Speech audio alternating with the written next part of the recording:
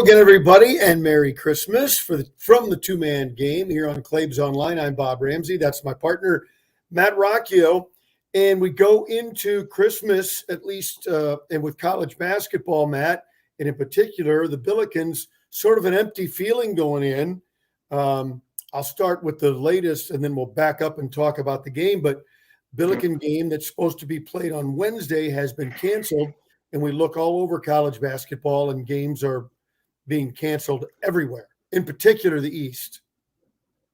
Yeah, it's not just happening in college basketball. It's happening across, NHL, NBA are both feeling that as well. They're having to move stuff around in the NFL. So obviously, Omicron is kind of the unfortunate, name on everyone's lips right now. So, like you said, takes the winds out of your sails, and it was already kind of a slow burn already coming off of a rough loss on Saturday. So kind of the worst news possible for St. Louis when you think about not just the lack of momentum coming off Saturday, but then the fact that Drake would have been a good game for their schedule. If they can get a win there, that adds to a non-conference schedule that I think if they get a win there, I think we both would have said that's a reasonable record in that 8-game SOS schedule, as you called it. But to kind of be on the underside of it, have the odd amount of games, and be on the losing side of it, that's just an unfortunate situation coming out of it for St. Louis. Yeah, I don't think there's I have to agree with you 100%. The Drake was, and I hate to use this phrase. I absolutely hate the phrase because it's misused. I'm going to misuse it again, but give you a qualifier, and that is must win. It was a must win, in my view, to be able to present a non-conference schedule or non-conference resume that would support an at-large bid to the NCAA tournament. Mm-hmm. And I think they're that close on that tipping point, that borderline, that a win against Drake would be enough to say, okay, that's reasonable. If you're on the committee, that's reasonable. Let's dive a little deeper into this. So that was a must win, the Wednesday game against Drake. Now, one of the reasons that got set up as a must win, because you had the number 13 team in the country on the ropes and had them beat and blew the game Saturday at home. See, that's part of the problem with this 8-game, now 7-game run of tough non-conference opponents. 3 of your 4 losses came at home. And while you did get one road victory, it doesn't really balance out. You really needed that other game. But let's go back and focus on Auburn a little bit. I've been dwelling on it for days now, and it doesn't get any better. I can't turn it around and make it a win as much as I try. Mm-hmm. And I'm really disappointed. With 9 minutes left in the game, you had a 13-point lead, and we're really rolling. And it slowly slipped away. I'm probably going to taint my jury pool of one here. Taint it by saying I've heard other colleagues of ours in various mediums say the Billikens slowed things down and it came back to get them. I wanted to see if you thought the same thing. I actually don't.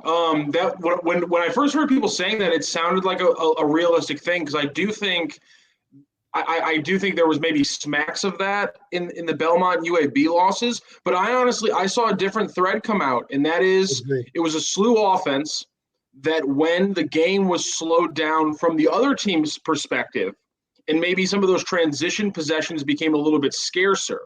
When that happened and it became more about the half-court offense, what I saw again was a SLU offense where the other team adjusted in the second half to take away the same sets that were giving the Billikens a good look in the first half, and they simply weren't getting those looks in the second half. And I think that's what, again, the break started going against St. Louis when the half-court offense bogged down, when it was one pass and then holding the ball, standing around by the other players, and not enough movement.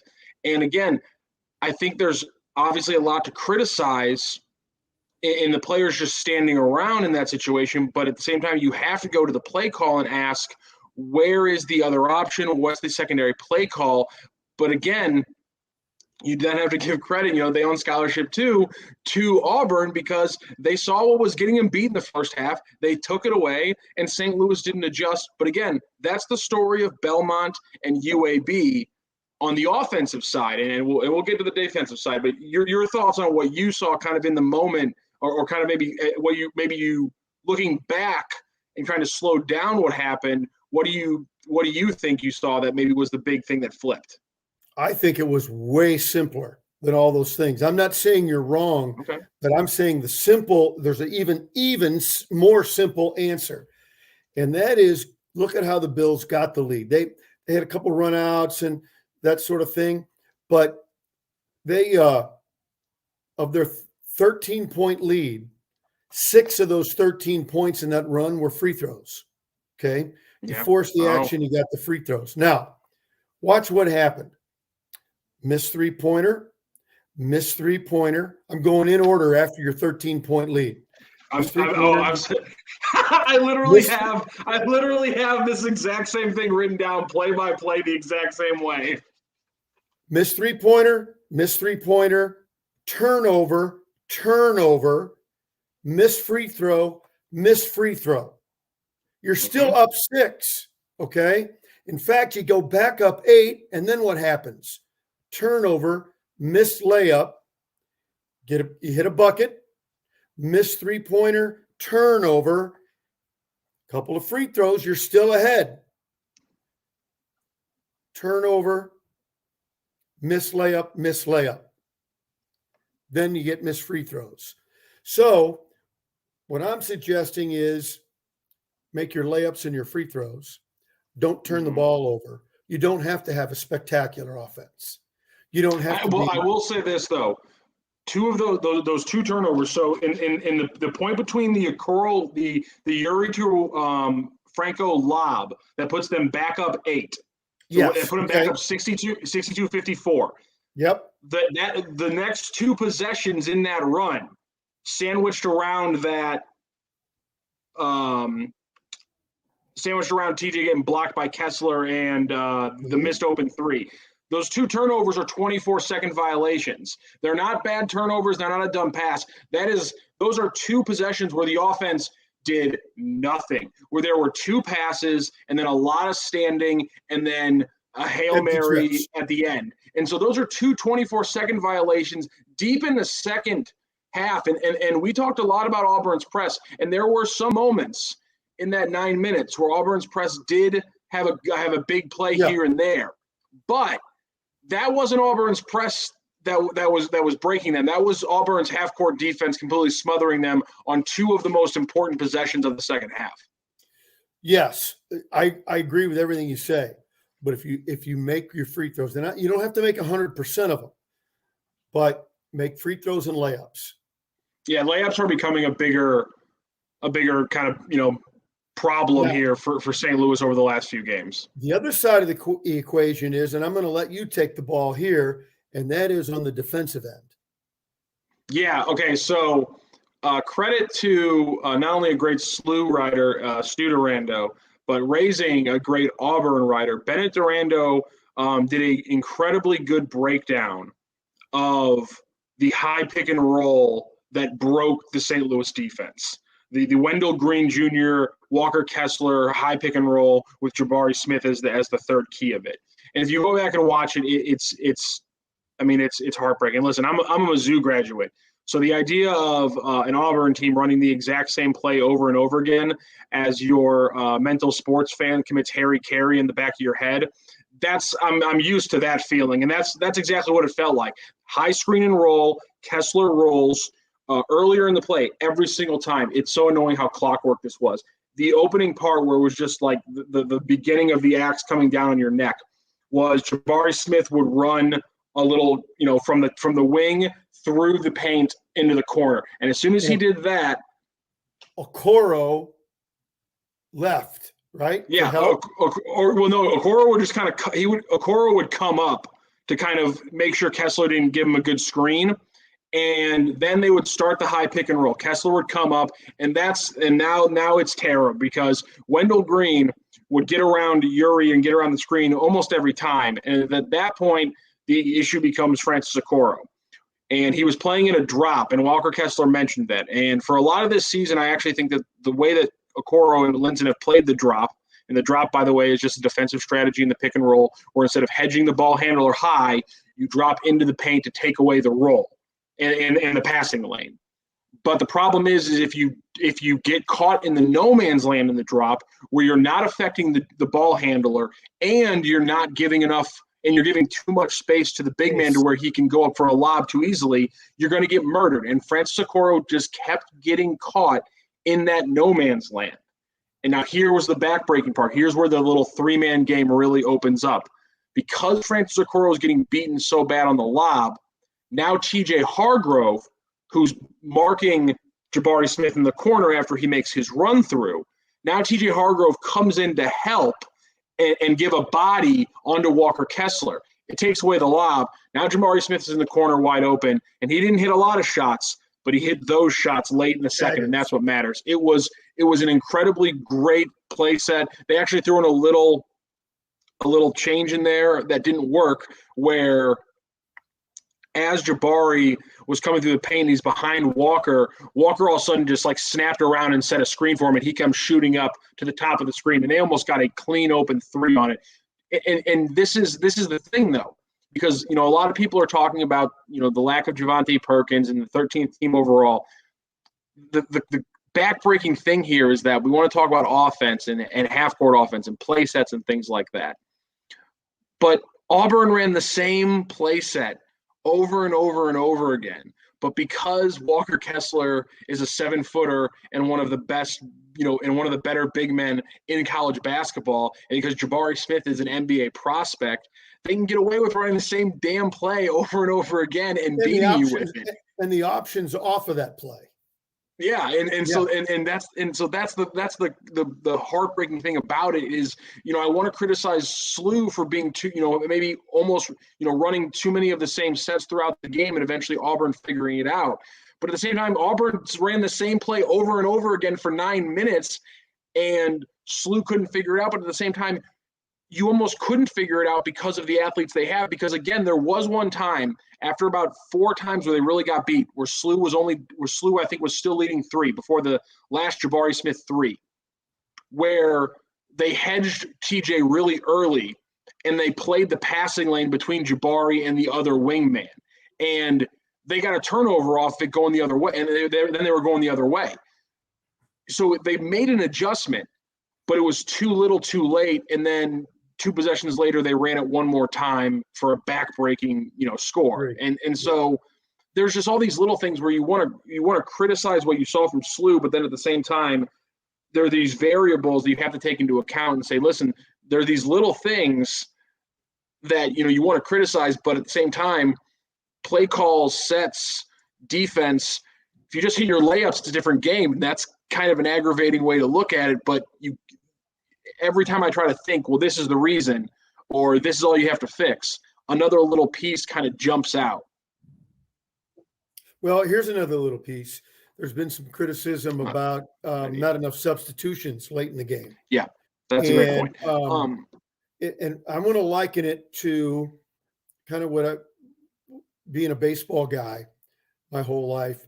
It's like trying to manage a bullpen, and you see a manager go to, 1 or 2 or 3 guys night after night after night. Well, why isn't he using Rocchio? Well, he doesn't trust Rocchio to be able to get the job done. And usage of the bench earlier in the game was not very successful. So I'm not saying that you still couldn't have tried to be a little more creative, but Linson hurt his leg twice in that game. Twice. Fred was struggling, and the physicality of the guards for Auburn really messed up DeAndre Jones. So where do you go next? Would you try and get a Mark-I Strickland in there because he's athletic, with that kind of a game on the line, and a guy who hadn't played much? I mean, some of it becomes chicken and egg stuff, but a baseball manager, a basketball coach, a football coach, you got to go with who you trust. but it can become problematic when fatigue sets in. And the fatigue thing is a good point, because I really think people want to harp on Francis Okoro for a rough game defensively, and that's completely fair. He did struggle, and this team has had struggles in the pick and roll a lot this season. Early on, it didn't really bite them, and they seemed like they had kind of fixed it. In fact, that wasn't really an issue against UAB, Belmont, or BC, and then it all of a sudden rears its ugly head. And I think part of that was because I think Linson's just a very fundamentally good player, and defensively he's the same way, and he probably could have played that spot a little bit better. You mean they weren't getting those looks early in the game? Yeah. But also I think the fatigue thing definitely shows out if you watch Yuri in those possessions, because Walker Kessler wasn't the only one who was able to do whatever he wanted and get to wherever he wanted on the floor. Wendell Green Jr. got to wherever he wanted, possession after possession after possession. And it wasn't because Yuri was necessarily getting caught going over screens. It was just that as he was going over the screen, he was trying to beat Wendell Green consistently to a spot and cut him off. And consistently every time, Wendell Green was beating him to that spot and beating him to the turn. And at that point, he was downhill. And usually, Yuri's not, a lockdown, breakdown defender. He's not going to get 2 or 3 steals a game, but he's a good defender, and he's very quick, and he moves his feet well on defense. And so that, I think, is an undoubtable issue with fatigue there. And so I'm wondering why in that situation. I mean, KD Johnson wasn't destroying you. He's also not that big of a guard. Devon Cambridge didn't score a point the entire game, and it was just kind of floating out on the wings at times. Obviously Leo Borman hit that shot. I have to wonder why we didn't maybe see at one point Fred Thatch come in and then try to get Yuri out of that pick and roll, because then you have Fred Thatch, ultimate hustle player. You have him running through those screens, and you have him trying to beat Wendell Green to that spot. So I think there is some legitimate questions into the rotations there, because you could still have Yuri out there, and as it was, Nesbitt, Jimerson weren't necessarily getting a lot of looks out on the wing, so it's not like you lose that much offensively in the first place. I think that's interesting, and it'd be fun to, we have the game play-by-play, but maybe to break down the video with Coach sometime and talk about, did you think about going with whatever here? And those kinds of things are really fascinating, and I've seen it where, not specific to this game, but in a given game where a coach goes, I got to give so-and-so a break, and he looks down the bench and he looks back and forgets it because he doesn't have the guy he wants. I have to think that exact scenario happened once or twice on Saturday night. I mean, no coach wants to put a lineup out. I think it was 13 minutes in the second, and left in the second, when he put that lineup out, and he didn't change it. And no coach wants to do that. Yeah. And so I definitely think he had a moment where he looked down and he was kind of worrying about it. But I do have to wonder if there was a move there. I think, for instance, taking Yuri out was going to be out of the question, because DeAndre was having difficulty with, they weren't calling anything, and the game may have gotten too physical. I would like to find out, what their thoughts were on Fred coming in. Now, Fred's not a ball handler, so you got to keep Yuri in. Well, I'm saying hide Yuri on defense on one of the wings on Auburn, who's not doing that much. I get that, but I think and then are they afraid of? Well, we're not going to. Where's the offense going to come from? It is a conundrum, and sometimes you got to say, we've got to buy so and so. Could be Yuri. Could be Okoro, could be anybody in a given game. We've got to buy so-and-so a minute or two and live with the results, because we know we're going to need him after the 4-minute media timeout. And biting the bullet in that situation, I absolutely understand why it's a hard decision. Yeah, I agree, and maybe that's kind of the margins that we're not talking about in this game because it was swung by such two big runs, and I think that's the issue in these kind of games is too often you just want to look at the 10-minute part of the game where Auburn came roaring back, and you ignore the other parts of the game where it was you ignore the 4-minute run where they both scored where it was 12-10 or something along those lines. And my point is that DeAndre Jones couldn't get anything going, and well, the Traore was an immediate, in and out, and but yet on the other side, Leo Borman hits one of the biggest shots of the entire game, and he's the fourth or fifth guy off the bench, the eighth or ninth guy on the team. On the radio side, I called him the DH, designated hacker. That's exactly. He came in, got 4 fouls, but he hit that dagger 3 at the end. So. And there was a couple big minutes in the first half to kind of stymie SLU for a minute when Kessler goes out with a quick foul. I can't remember the name of the backup center, but he comes in and his stats say he does this to every team so far this year. He comes in and he gets like a block and 2 rebounds in like a minute and a half, which is all you need from a backup center in that situation. But they got those minutes, and those 4 or 5 minutes can swing a ball game. Well, and again with substitution strategy, Linson hurt his leg twice, and Traore is still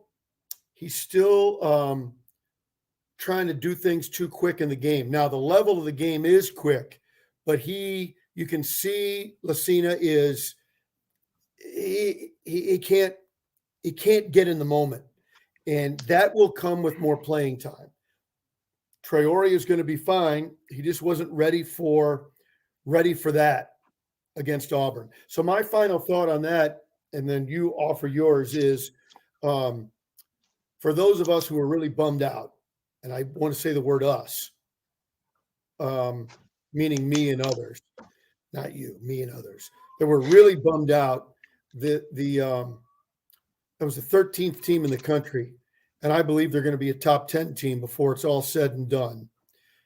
You played with them. Most of your wounds, not all. I don't want to discredit Auburn, not at all. I won't say most. Many of your wounds were self-inflicted. Mm-hmm. And if you clean those up, you're right there with them. You heard Auburn heard Bruce Pearl say it was their best win of the year. That's throwing a little respect towards St. Louis. And I really believe, after your thoughts, what I want to then transition into is what the league looks like. And I think a game like that bodes very, very well for St. Louis in the Atlantic 10. Yeah, that's the one thing is I'm trying to take a positive thing out of this. I'm excited about how they're going to look against the Atlantic 10. And the idea that a lot of people I've heard is that, well, they're going to have to win the league. They're not going to get an at-large bid without these wins. And then obviously, we had my comments, on one of the earlier podcasts about how the A-10 might not have the season it was hoping to have. But take all those things into account, and I legitimately think St. Louis has a chance to win the A-10 this year. Because if they can play like they've played against good teams like Belmont, UAB, and Auburn especially, and even some very quality wins against Boise State and Stephen F. Austin, 2 teams that very well might be tournament teams. You combine how they've looked against all those squads, and save for Dayton, there's not a team that I think you don't feel confident playing this season on the conference schedule, and that's without factoring in the potential. You think Dayton's the best team in the league? I think so. Yeah, I think so. I think there's a lot of potential with the Bonnies, but they're not putting it together right now. But I think Dayton undoubtedly right now is the best team in the league. But I know I say that as they've clearly shown to be the best team. Not that there's a big gap, because I don't think there's a big gap. Because I think SLU's right there with them. Absolutely. And then we're not factoring in the potential growth of a Gibson Jimerson as a shooter, of a Jordan Nesbitt as an overall player. Francis Okoro getting more comfortable, those kind of things. DeAndre Jones maybe becoming more of a factor if that happens. Lucina Traore becoming a player. You factor in those things with what we've seen from SLU And I have no problem, saying that, being confident that they could win the A-10. So to me, and folks, does it seem early of kind of projecting the Atlantic 10 schedule? Well, the Billikens don't play until they go to UMass on the 30th. So I think 8 days. In no particular order, St. Bonaventure, Dayton, Richmond, Davidson, and SLU. And maybe VCU is having to come over not one big injury like SLU, but two. Yeah. VCU will try and knock on the door too. So I think, though, that where maybe going into the season, we thought St. Bonaventure was head and shoulders above everyone. I think the rest of the league has shown that that's more compressed. And we got 5 or 6 teams that are going to be beating each other up during the Atlantic 10 schedule. Yeah, you put SLU 4th or 5th right there behind Davidson, Dayton, St. Bonaventure, and maybe in Richmond. I think honestly that top 5, top 6, any of those teams winning wouldn't completely shock me. Really wouldn't. I mean, no, not really. Maybe like you said, maybe a VCU with those injuries, if they were to shoot up, that would kind of be a little bit shocking. And maybe to some people outside of St. Louis who, if they see this, are going to call us homers. Maybe they'd be shocked to see SLU in that with the injury they took. But I mean, again, you look at some of these teams. You look at the teams they've beat, no slouches. You look at the teams they've lost to, and again, it's not just notice how I'm not mentioning the Memphis loss. It was a bad loss. That was a bad loss. You were never in. I don't care about that one. But you can take so many positives out of UAB, Belmont, and Auburn that you have to take those L's just a little bit differently. I think. Just a couple of quick things I wanted to touch on that I think will be big as they go forward into the conference schedule, which is. You asked me how will Auburn slow down Gibson Jimerson. I mentioned really forcing him to play the game below the 3-point line and have success there. They didn't even really let him play the game below the 3-point line either. What did you see really in the Tigers taking away Gibson Jimerson for St. Louis? Well, it was the strength of their guards and the commitment to defending the 3-point line. I give Auburn a lot of credit. They beat SLU 2 years ago, or is it 3 years ago now? 2 years ago, when we played Auburn in Birmingham, and I thought the difference is I really sensed a greater defensive commitment from Auburn. These transfers come in, and sometimes you don't know how the chemistry is going to go. I love their chemistry. A bunch of veterans, big, strong, tough guards, and I give them a lot of credit. I think they're going to be very good. And then the other thing, Yuri Collins, 8 assists, obviously very good. 6 turnovers, 17 turnovers total for the Billikens. Again, a good pressing team, a very good defensive team, but we've kind of been wondering, where are these turnovers coming from? Why are they happening? What's the solution? Any insights from this Tiger game? No. There was just one turnover late from Yuri that I think broke the Billikens' back and broke my heart. Just to the right side of the key, driving hard, and he went to stop, and he didn't quite have a grip on the ball. Oh, yeah. Again, and it went out of bounds. That's the most annoying turnover in basketball. I hate it so much. You turn that one into a bucket or free throws. I think at that moment it changes the game. I really do. But you could probably go through almost any of those turnovers in the last 5 minutes and probably just one of them turn it into points, and it changes the whole direction of the game. That's how tight it was. Asinine question that doesn't need to be asked, but I'm going to ask it anyway. With Francis Okoro struggling, especially down the stretch, did you have any second thoughts, maybe even with hindsight, which obviously would make this question completely ridiculous overall, about SLU going no timeout, quick play in the those last 7 seconds off to end the game? Because I mean, 99% of the time, I'm okay with not calling a timeout. Get the defense on their heels, and get your look. But when out of those 99% of times, half the time you're going for either a drop off at the rim or a driving kick. And in that moment, the drop off at the rim, I had no confidence you were going to get 2 points out of that play just because, and Avery Johnson on the broadcast said it, he goes, if Francis Okoro gets the ball, and he said this about the 2-minute mark, he said if Francis Okoro gets the ball in a situation where Auburn doesn't have a good handle on him, they should just hack away at him because he doesn't have the confidence at the line right now. And he was getting rim, his stroke looked fine, but the ball just was not dropping for him at the line. It's again, I don't think they shouldn't have called it, but it's something that it entered my thought process as soon as that pass to Francis Okoro was dropped off. At what time on the clock are you saying that? I think they inbounded it with 7 seconds left, 8 seconds. You're saying they, meaning Auburn? No, SLU. Well, SLU had it, and Nesbitt hit a 3-pointer with 37 seconds left. Mm-hmm. Yeah, I think Yuri. I think Yuri gets the inbound at 8 seconds. Well, they hit a jumper with 9. Yeah. And then it was 2 seconds with Okoro with a chance to tie it. Are you saying prior to that, call a timeout? Yeah, I'm saying right there when you inbounded at 7 seconds after their make, which I mean, by the way, Jordan Nesbitt, it's going to get lost in it. Just incredibly good defense on that play. That they tied it off. I mean, he kisses it off the glass. It's kind of gotten lost in the fact that is a kind of a crazy shot to take the lead off of. He kisses it off the glass that way, and I guess the thought process obviously is they're not super set. It was kind of a last second play. You have 8 seconds left. Like I said, you're playing to get one of 2 looks by hitting the defense on their heels. I'm always good with it. I'm just thinking guys are gassed.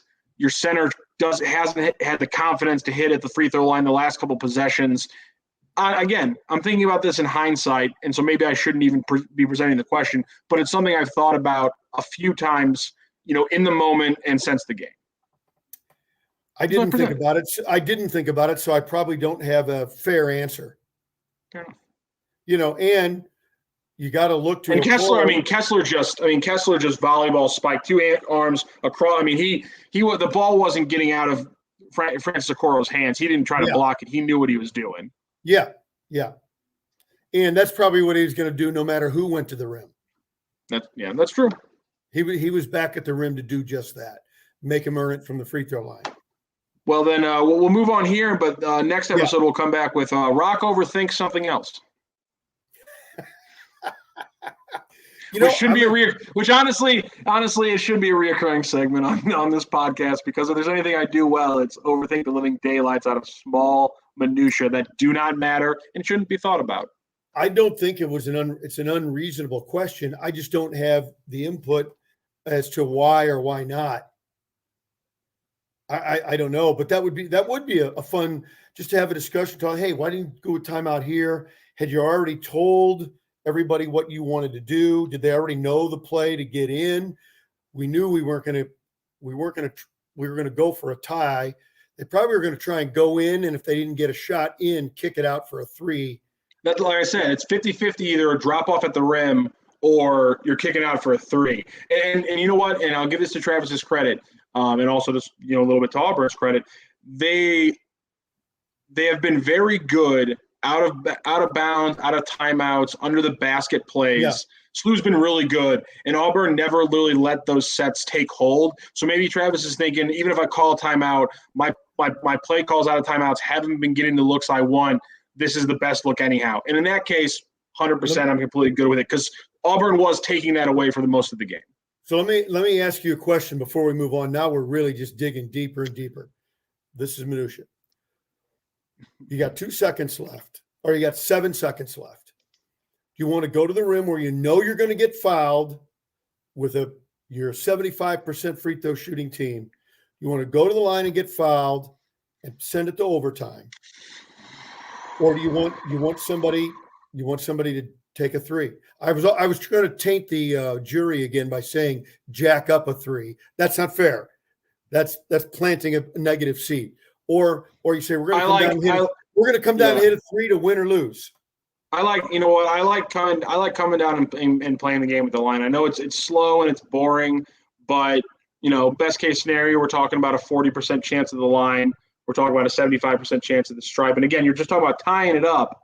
But even with somebody like Okoro who's struggling, who's about, I believe, almost a 75% free throw shooter, exactly. Excellent. He's been excellent. You take that risk. But again, and that's the thing is, in the moment, this is kind of a numbers versus eye testing. In the moment, do you go with the numbers that Francis Okoro is a 75% free throw shooter, or do you go with the fact that over the last 10 minutes he's been pretty consistently 50%, and 50% does you nothing in that situation? Well, the way I always look at it from sitting on the sideline is, after you've got enough attempts, you're going to get to your number. If you've been 0 for 2, you're a 75% free throw shooter. Oh, the next 2 are a lock. Over time, that kind of works out. It didn't last Saturday. The only other thing I don't want to. I hate that I'm getting bogged down in one play when there's 75 before it that we're not focusing on this much time on. Because don't turn the ball over and hit your layups. Exactly. Just hit the layups are becoming a bigger and bigger thing because you now have 2 losses on really purely layups, and that's aggravating. The fact that they could have just 1 loss with the injury is just, it's so aggravating. But again, I'm trying not to get bogged down in that. I'm trying to focus on double-digit lead against Auburn, double-digit lead in the other games as well, because if you can play like that in your conference play, like I said, then you're going to have a shot to win your conference, and that's really all that matters. What do we got on the pro circuit? Well, it's rough right now. As Adam Silver said earlier today, Omicron is dominating the league. Last night, Joel Embiid had 41. I would have liked to be talking about how he's dominating the league, but I'm not. Earlier today as well, the Toronto Raptors got on a plane to fly to Chicago with 6 players on the plane because they have 7 that are out with injuries or COVID, and they're getting the rest from the G League. And so it's just such a weird situation right now in the NBA. And obviously it's even weirder when you consider that Christmas is coming up, and that's when the NBA is supposed to make all their money. That's the unofficial opening day. So they got to make something happen here at some point. They got to figure out some rules. They got to figure out what they're going to do. They got to figure out testing protocols. In the meantime, it looks like Suns and Lakers tonight should be pretty good. Although Anthony Davis got clowned by the Timberwolves on national television. So that's rough if you're a Lakers fan. Let me be completely callous and have my priorities totally ass backwards. Tell me what would happen if your league decided, if you're not sick, if you don't have any symptoms of anything, if you're not sick, you get to play. Yeah, I just think that's risky just because, you have all the stuff around you. What's the risk? The trainers and the equipment manager that come in contact with the player that those guys, they aren't highly tuned athletes. And so you're not, so necessarily if they get sick, there could be a problem there. I'm just like, it's not, I understand the arguments about highly tuned athletes and everything like that, and how COVID isn't affecting them the same way, and how vaccines aren't stopping people from passing it and things like that. But, there's other things around here. There's people who work at the stadium, there's security guards, there's, But aren't they vaccinated and masked up? Yeah, they should be. That's true. But shouldn't the question be here, possible mitigation? I understand you don't want to just completely shut everything down, but, it's hard for me to say, no, go ahead, only because it seems logical for people to, bring up, possible mitigation efforts as a reason why you're doing it. And that's why it's been confusing, because I'm not smart enough to know, the exact dangers. People tell me to mask up. I like to think I do it when I have to. But like you said, the vaccines aren't stopping people from getting it, but everything tells us that the vaccines are stopping people from getting, deadly sick.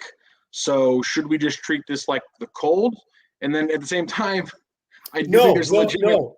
The answer is no to that, because one thing we've learned, and many workplaces have said, if you're sick, stay home. That's okay. That's what I was just going to get back. Like people saying, well, just the cold. If you've got a cold, if you've got a sinus, stay home. Whatever it is, stay home. Exactly. And so that's the other part of it. People being like, well, it's just the cold. We didn't used to do this. Well, we were wrong before about just the cold. See, I agree. And so that's why there's so, and honestly, that's why we're still here 2 years later, is because there's so many damn different things to look at it in different ways to take it. And unfortunately, because science changes, that naturally makes people doubtful when it does. And that's, you can take those changes for how you want. Some people are going to, roll with the punches because that's how it is. Some people are going to, look at that as potentially nefarious. Absolutely. That's a part of the key element. And one quick COVID hockey thought, they've probably already talked about it. It would be very complicated, but you've already built a gap into the schedule. They ought to make the Canadian teams their own division. Yeah, at that point, I like that. Now that they've canceled the Olympic thing, and you could do it. You got to swap some teams around. You probably get rid of the Central Division, spread those teams in the Pacific, and I think it'd be the Metropolitan. Have a 7-team Canadian division. You could reset those. Smart kid like you could do it. Get those teams up in Canada caught up on that extra week now that they're going to have where the Olympic break isn't taking place. So I guess it's 2 weeks essentially. Yeah. So all the other teams can catch up. The Canadian teams can all play against each other to catch up as well, so you get the numbers right. Yeah, I think that's a lot better. But like I said, Suns and Lakers is going to be watchable tonight. Seems like almost everyone's playing tonight. That's on TNT at 9 p.m. So Suns and Lakers, it's obviously going to be good. Again, Anthony Davis at some point is going to start playing like he's actually 7 feet tall and one of the best players in the NBA. And interested. But until he actually does it, Laker fans are going to be bothered. But the Suns are a blast to watch. They keep dominating. They shoot a lot of threes. They score a lot inside at the same time while playing good defense. They're a great team. You don't need to hear me keep telling you that. At the same time, if you do want to see what the heck happens tomorrow between the Raptors and the Bulls, you can. That's tomorrow night when the Raptors will be playing a very odd roster. A little local note, Mitchell Smith, the former Illini guard, is in the call-up of the Bulls and the Raptors squads because of COVID. So good for a former Illini getting his shot. Obviously, we're all keeping our fingers crossed that maybe former Tiger Jeremiah Tillman, or obviously former Billiken Jordan Goodwin, who just had a triple-double retweeted out by Travis Ford in the G League showcase. Maybe Jordan Goodwin gets his shot if the Wizards are unfortunately hit. Obviously, I'm not hoping it happens. I'm just hoping the kid gets his shot. He's been playing great. That's where we're going to wrap it up, and we'll keep our fingers crossed. We want to wish everyone a safe and very Merry Christmas and Happy Hanukkah. Tough times out there. You got to take care of yourself. Don't look to anybody else. Take care of yourself. And when we visit again, I guess we'll be looking at this weekend, hopefully with a bunch of holiday NBA games and maybe some college basketball games. Absolutely, absolutely. That's Matt Rocchio. I'm Bob Ramsey. It's a 2-man game on Claves Online.